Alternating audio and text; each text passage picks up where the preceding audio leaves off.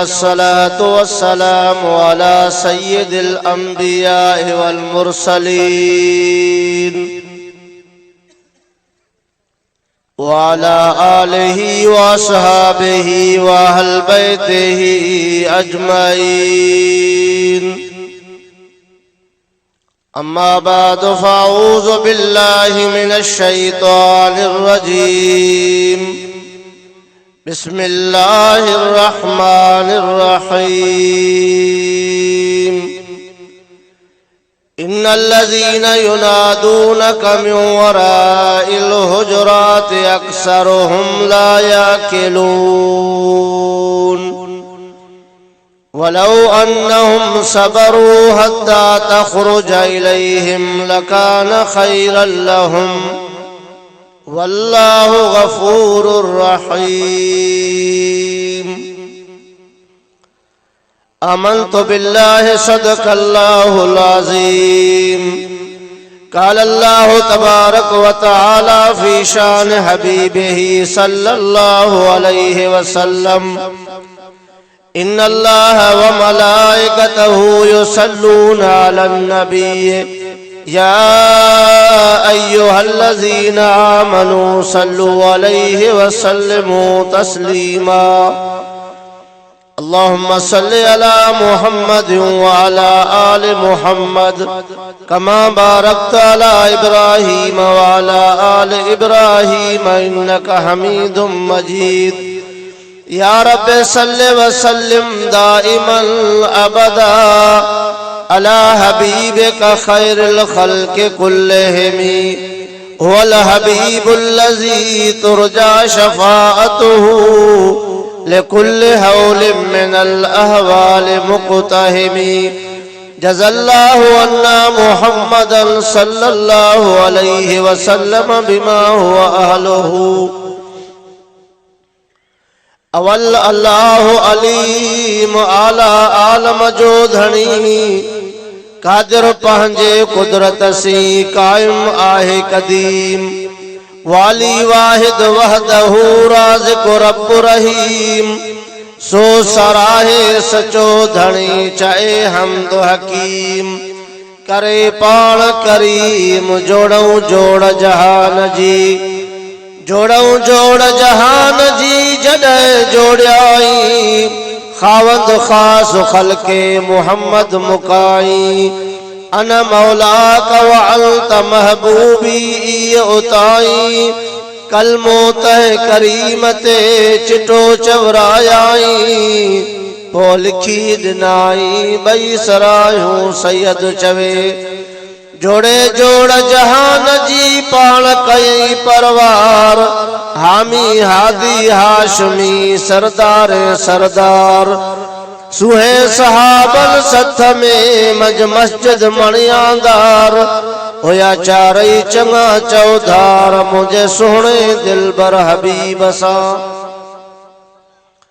सजी जमायत मोहब्बत ऐं प्यार सां गुंबज़ ख़िज़रा वारे साईं ते बुलंद आवाज़ सां गॾिजी दुरूद शरीफ़ पढ़ो।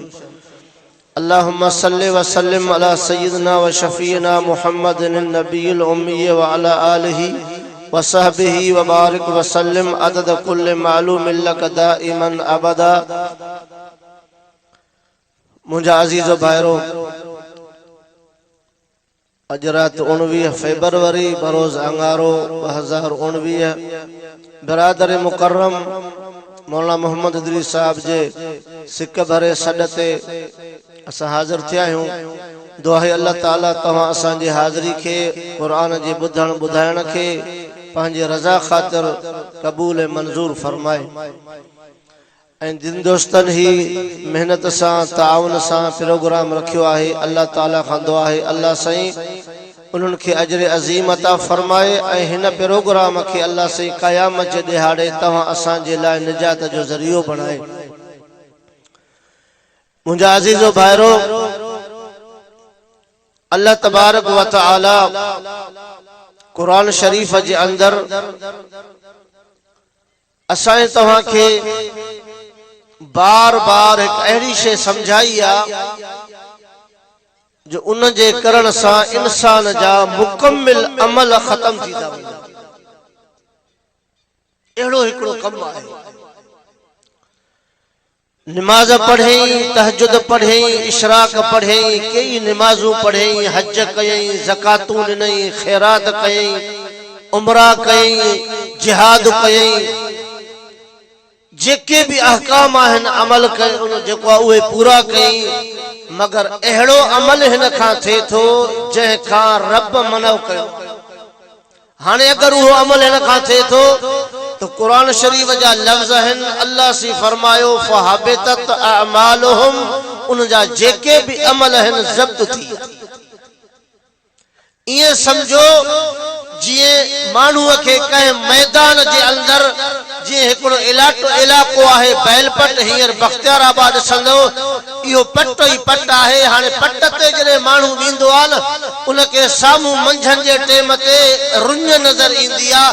ही ईअं निहारींदो त इहो वॾो पाणी आहे, इन जे आसरे ते ई हमरा चवंदो त मां पाणी ते वञी पहुचां। ही देर नाहे, तक़रीबन अधु मैल थींदो या मैल थींदो, इहो पंधु कंदो वेंदो पाणी न मिलंदसि, छो त पाणी आहे ई कोन, उहा रुञ है।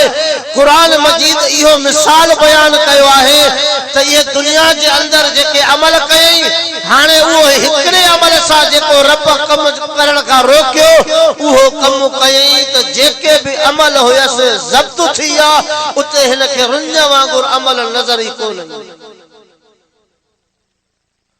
ऐं इन जेको अमल आहे कम आहे न, इन जे लाइ अल्लाह ताला 1.25 लख नबी मोकिलिया।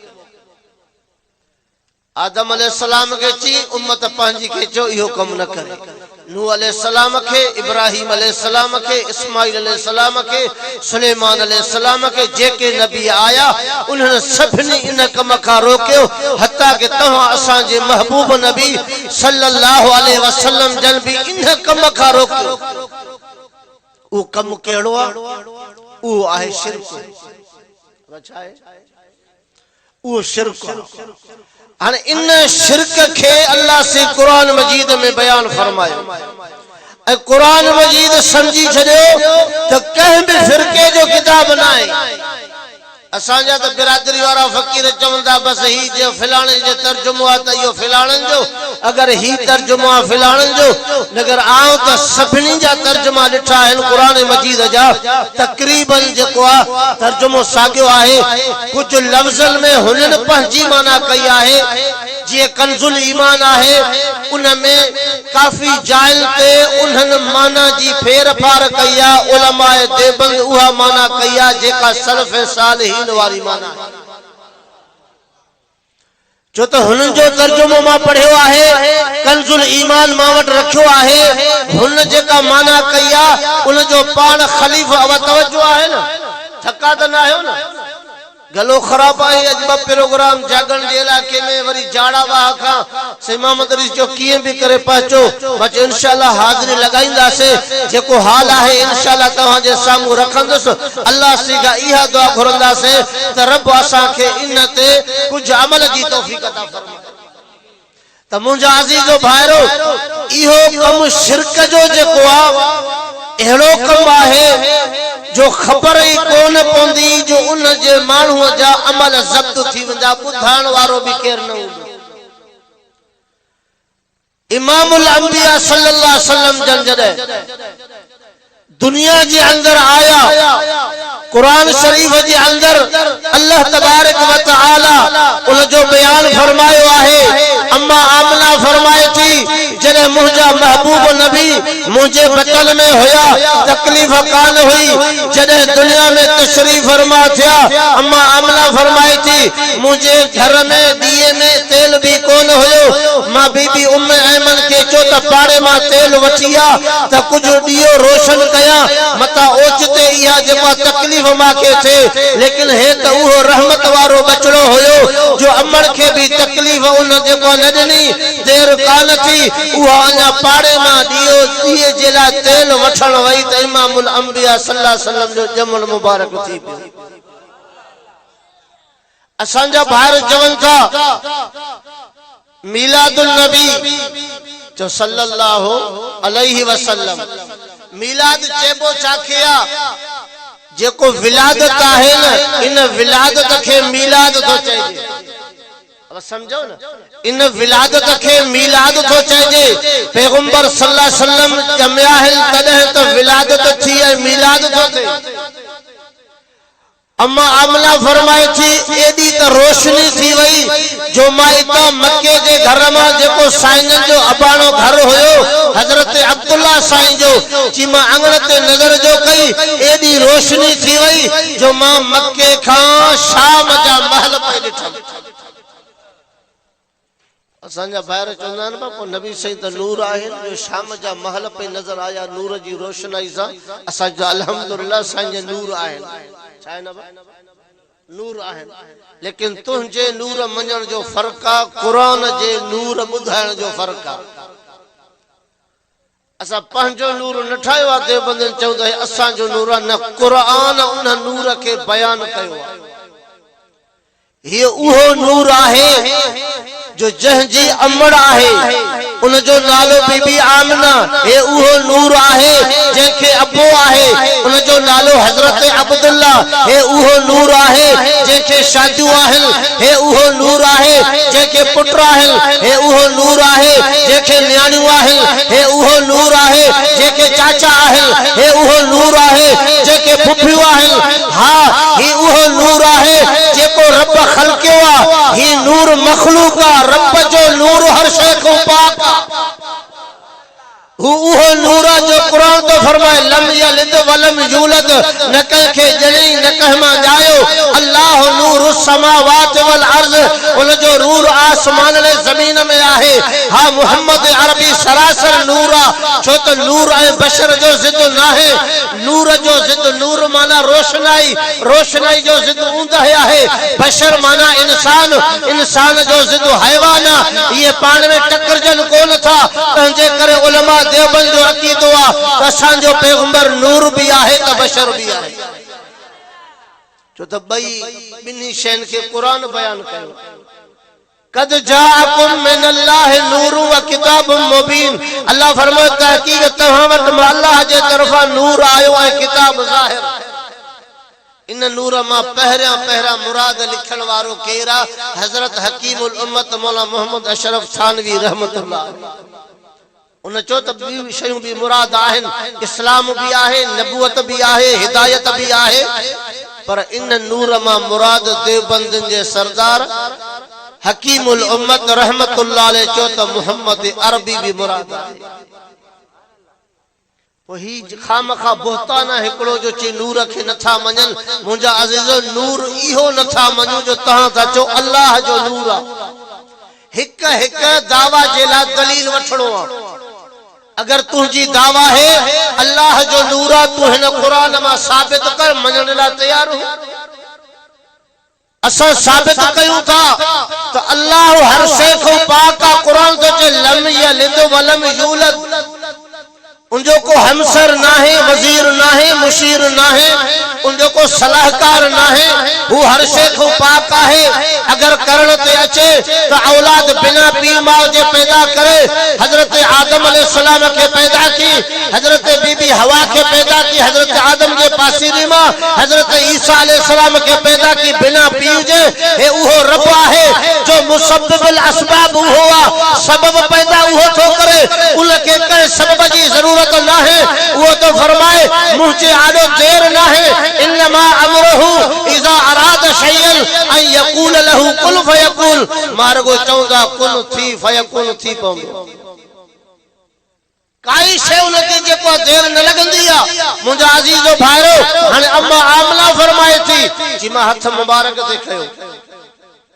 बीबी साहिबा आई उन चो माखे दे पहरी थन उन बीबी ऐमन प्यारी आ। 3 ॾींहं उन थन प्यारी। उन खां बाद में वरी अम्मा आमना प्यारी आ। 5 ॾींहं तकरीबन उन प्यारी आ। 8-9 ॾींहं लिखंदा थे हफ्तो। उन खां बाद बीबी सगोरी जेका अबू लहब जी बानी आहे उनखे अबू लहब के मुबारक ॾिनई, छो त साईं जो सगो चाचो आ। उनखे वञी चींद तुंहिंजे भाउ जे घर अब्दुल्ला जे पुट जायो थी जेको दुर्रे यतीम आहे। उन जो वालिद 6 महीना अग में वफात करियो। अज उन जे घर में पुट थिया। बीबी सगोरे के ची वडी मुबारक ॾिनी थी। मां तोखे त मिठाण खाराया, मां वटि काशे न आहे, मां सफ़र तो अचां थो, लेकिन हाणे इहा मुबारक जे एवज़ में इशारो करे चीज़ तू आज़ाद। उहा बीबी सगोरी आई आ। आज़ादी खां बाद नबी से के 3 नंबर ते उन थन प्यारी। इहा भी गाल बुधी छड़ियो, थन इंसान पींदो, थन नूर नाहे पींदो। अगर पैगंबर सल्लल्लाहु अलैहि वसल्लम मुकम्मिल नूर हुजन हा न, थन जी जरूरत न हुजे। थन इंसान पींदो आ, जरूरत आ, उन जी खुराक है, तने थन पिए तो। अम्मा आमना फरमायो जडहे उहा बीबी सगोरी आई आई त असां बाहर चवंदा यार त मिलाद न था कयो, जे अबू लहब मिलाद कयो। हाल समझो था न, अबू लहब मिलाद कयो तो हा कोन था कयो। मुंजा अजीज भार ला दलील हिकड़ो आहे तवज्जो सा।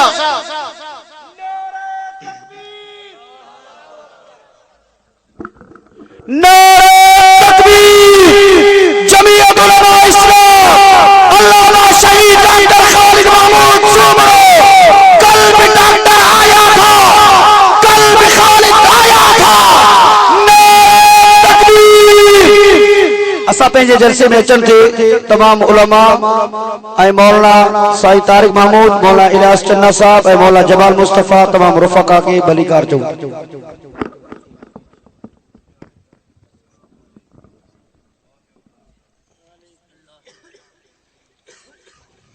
तवज्जो है दोस्तों, जो तवज्जो है, दुरूद शरीफ पढ़ो।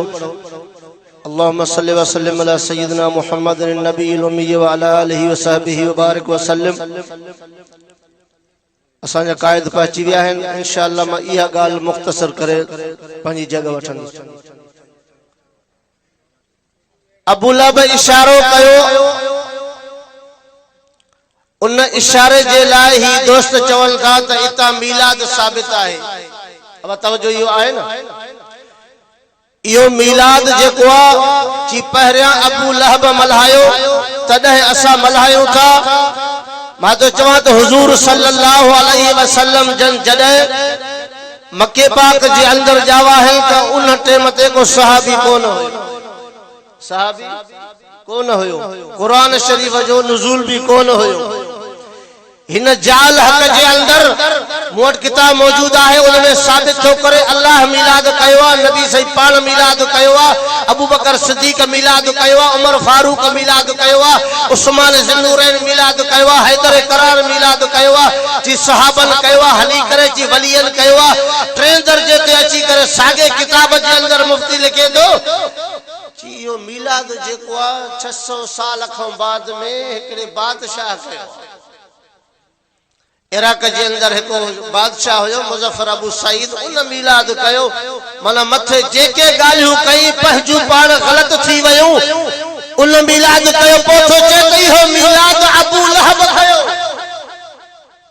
अगर इन ॻाल्हि खे तव्हां सही वठो त मिलाद अबू लहब कयो। उन मिलाद जेको कयो आहे न, ख़ुशी सिर्फ इहो इशारो की त तू आज़ाद आहे।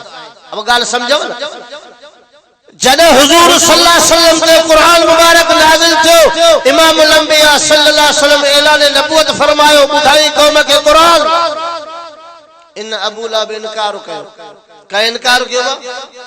ॾाढे त ॻाल्हायो, ॻाल्हि सम्झ में त अचे न। कंहिं इनकार कयो? इन ई अबू लहब जंहिं पहिरियां मिलाद कयो न, इन इनकार कयो जी मां न मञींदुसि। अल्लाह फरमायो तब्बत यदा अबी लहब व तब बैत अबू लहब जा तबाह। बस आखिरी गाल तो क्या थोरो तवज्जो कजो। असां यार चवंदा सही सूमर जी रात उनखे इन आंगुर मां जैसा इशारो कयई न, इन आंगुर मां खीर मिलंदो आ, पोइ उहो चूसींदो आ, अज़ाब घटि थींदो आ। अबा ही आंगुर भला इन हथ जो हिस्सो न आहे सा? ही हथ जो हिस्सो आ न। इशारे सां जहिड़ी बि आंगुर हुयसि उन सां इशारो की आजाद की, पर हे त इन हथ जो हिस्सो आ।